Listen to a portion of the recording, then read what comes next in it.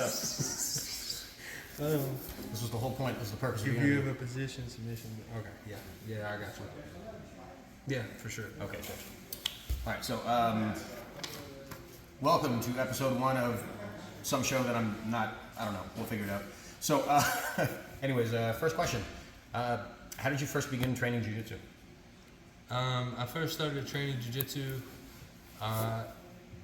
Well, I started in MMA because I was getting picked on online, like on a Facebook comment section. One of my friends from high school had seen it, and they were like, "You should try to come and learn to try to defend yourself, you know, so you like take up for yourself, have more confidence, this, that, and the other." I was like, I'd watch UFC on like ESPN Classic sometimes, so it's like, oh, this MMA stuff looks cool. I'll try it. So I did it. I did it for 3 years, and then after I graduated high school, I got an opportunity to go train 2 hours away from the place I'm from. And 2 hours away at the time to me was like, I might as well be moving to a different country, you know. So that's it. Yeah, I graduated high school and got an opportunity to go train and move away from home, which is always something I wanted to do. And I jumped on it, man. Nice. Usually, when you guys start, or when you start jiu-jitsu, there's like one thing that really clicks with you. Like for me, it was triangle chokes. Mm-hmm. Was there a specific position or submission that you just like mastered first or felt confidence in first? One of the first submissions I learned really was the heel hook. I would say I wouldn't say that. I mean, I learned like your basic like triangle arm or omoplata, but there was when I was still in Hazard. There was like a 6-month stint where all my training partners would just leg lock me every day, and I couldn't stop them. I couldn't stop no matter what I did. I couldn't stop them. So one day I was just like, fuck this shit. They're not gonna do this to me no more. I'm gonna learn this shit. So I started doing it, and I would say it's like I wouldn't say master. I don't think I've mastered anything really, but I'd say familiarity would be the first one I got real familiar with. Would probably be like a heel hook between a heel hook, toe hold, knee bar. That just those three, and chaining them together would be like my first 3 options. Very unique. That's not what most people would expect, but I guess it makes sense given your game. Teach all white belts heel hooks. Do that. White belts, heel hooks. That's right. Get on it. What was something a coach or teammate said to you that changed how you see jiu-jitsu? That gi and no gi aren't that different. Obviously, there's more levers in the gi, but jiu-jitsu is jiu-jitsu, and it shouldn't be viewed as something that's necessarily completely different. So maybe it's all jiu-jitsu. So maybe like stylistically, like it should work in both. Yeah, I mean, I just think that, like, obviously there's a difference between a collar and a collar tie, a sleeve grip and a wrist grip. You know, there's huge differences all over the gi and no gi. I just think that jiu-jitsu is jiu-jitsu. You know, I don't think that separating them vastly is beneficial to anyone, really, in any way. I just think it's all jiu-jitsu, you know. Does that mean we're going to see you in some gi someday? Fuck no. Fuck no. Hell no, there ain't no money in that motherfucker. There's no, what you want me? You want? I can sell the IBJJF medal for $3. No, I'm playing. No. eBay, sign it. Sign it, yeah. Fucking hey, that would make it worth 6.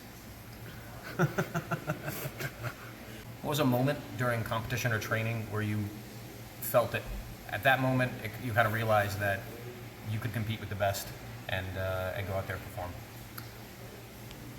I would say for me that would probably be my match with, I had a match with Roberto Jimenez on the Who's Number 1 tournament, the Who's Number 1 185 tournament. It was the first series of them they did a long time ago when they had the Who's Number 1 like Champions Weekend, or it was 2 or 3 years ago now, I think.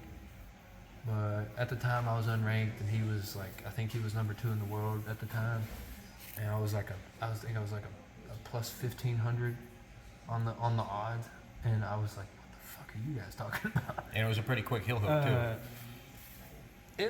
I mean, decent time, but I'd say that's the first match where I was like, okay, no, I can hang with these guys. You know, I'm not in a place I don't belong, so I would say that's the first one. Oh, this is a very, very interesting one because there's a lot of debate going on in the internet realms, especially Reddit and stuff, about how people train and how people get better.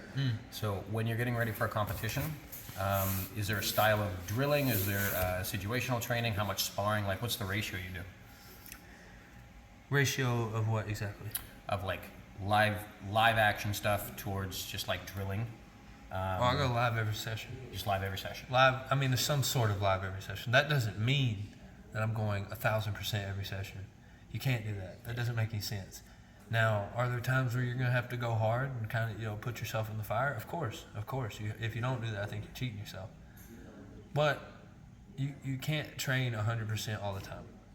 It's not, it's just not possible. Now, do I think you can train hard and not train 100%? For sure. For sure you can. You can train hard and not train 100%. It's just learning, like, I guess that kind of almost like pace or temperament, So I'd say like close, like within a week and a half of competition, I kind of start to really just taper down and not do so much live and kind of just drill and come in and move around, get a sweat going, keep my body moving. Avoid injury. Stay sharp. Avoid injury. That's the biggest thing because there's so many chances for injury all the time with what we do. So I think trying to minimize the risk or chance of injury, and keeping yourself healthy, making sure that sleep, diet, all that good stuff is like really dialed in. Nice. I was gonna say because my buddy Jake runs Less Impressed, More Involved on YouTube, and we had an interview with Joseph Chen a few weeks ago. Yeah. You hear that, Jake? It's a good fucking channel. It's a really good channel. I like that channel a lot. Yeah. They did really good. They did some really good breakdowns of like the submissions and stuff. Mm-hmm. The ADCC, I watched all those. Those are nice. Yeah. So we met with Joseph Chen a few weeks ago, and we spoke with him and his coach Dima. And one of the things that they were really adamant about was that in training, getting ready for stuff, it's always like two separate things. One is training for growth, and the other is training for performance. So it's like I'm trying to get really good at this skill basically, and then how do I translate that into actually being able to do it in a live setting and that kind of thing. Mm. Yeah. I think that's huge, man. That's what I mean. Just that's a much better way of putting it. I think. He's a smart kid. Yeah, no. He's a very smart kid. Oh, he's good as fuck. Joseph's so Not good. your weight class, right? Fuck no. He's 170. Nice. Yeah, I'm a lot bigger than Chen, but he's a tough match for fucking anybody, dude. He's so good at jiu-jitsu. I think he really can compete with just about anyone. But yeah, I think that's a great way of looking at it, man. You gotta have time where you're gonna develop. You gotta have times where you're gonna destroy, So I think having, a period where you're, say a month and a half, 2 months out from a big comp, I'll only do A-game stuff, like only the primary attacks. Like I'm trying to make sure everything's dialed in, sharpened up, and I'm not missing any cues. Away from necessarily like the bigger competitions, or maybe there isn't one. I kind of like go into like B, C, D.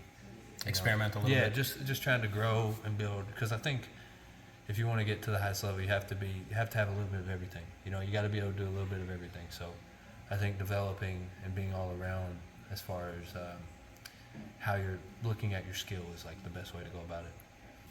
This is a really important one. I think it's one that a lot of people want to know after watching the documentary series and everything. What do you see as what makes Heath such a good coach? What are the qualities do you think?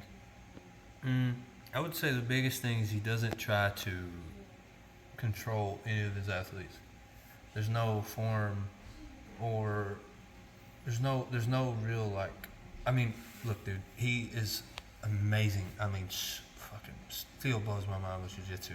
Like, I think that's a given, So that doesn't even. He's amazing at jiu-jitsu. He's incredible. He's taught me so much about jiu-jitsu. But even more than jiu-jitsu, he's taught me about life, man.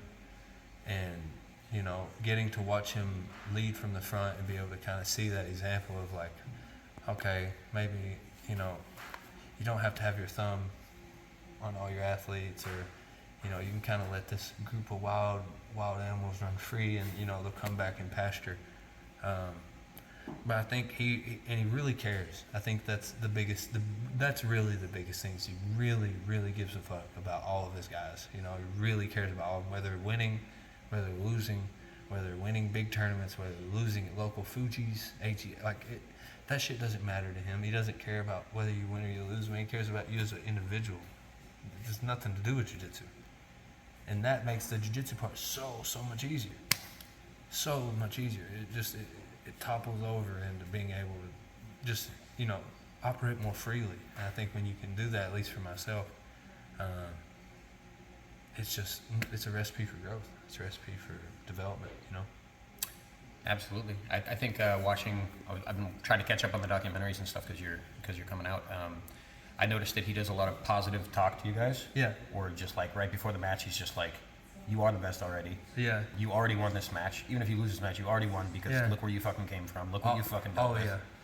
Always reinforcing that. He's months and months out, he's doing that type of stuff. He's always kind of planting seeds, planting really positive seeds, man, And when you give a seed so much water, it starts to grow. So I think that's, like I said, I think he really cares, man. So he's really trying to see you develop and see you grow and see you become what you can, whether that be an amazing grappler, whether that be you graduate in college, whatever. He doesn't really care about what you're doing in the jiu-jitsu world. He just wants to see you do good.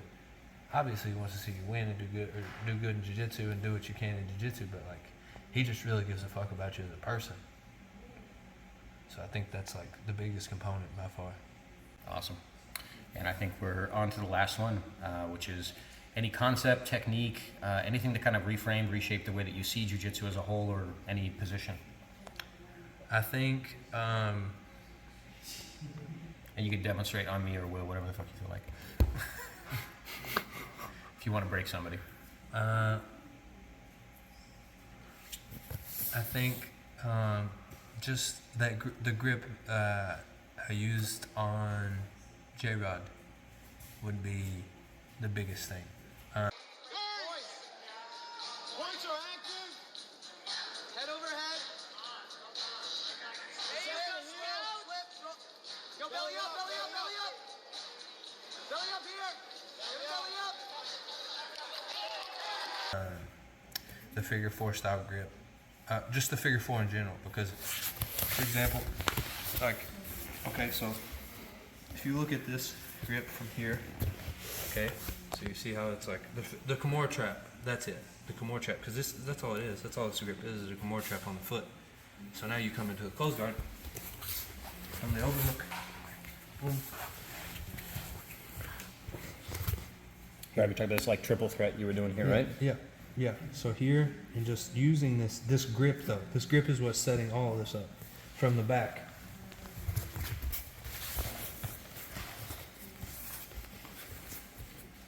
This is the best form of control by far. This is the best one here, because this is great, like the double under style. This is great. There's no offense from here.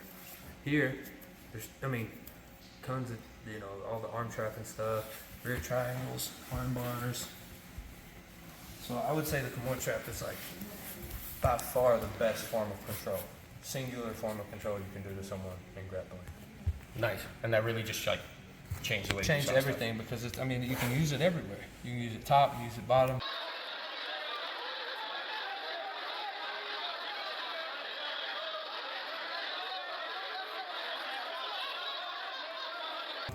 Use it behind your opponent, use it in front of your opponent, everywhere. It comes from everywhere. So, and then breaking it or getting out of it is like one of the hardest things you can try to do. So I think the Kimura trap's by far the best form of control, and I would say that like really changed my game, like nailing that down, understanding the figure four and how to use it in different positions. Awesome, man. Well, I want to thank you for coming out. The seminars were fucking amazing. Everyone had a really, really good time. And guys, if you're looking to host Jacob for a seminar, trust me, I've had a lot of big names and a lot of good people out here for seminars, but the seminar was very, very detailed and very fun. So definitely hit him up if you guys are looking for more seminars and stuff, and follow for more content like this. Thank you, Jacob. Fuck you, Will.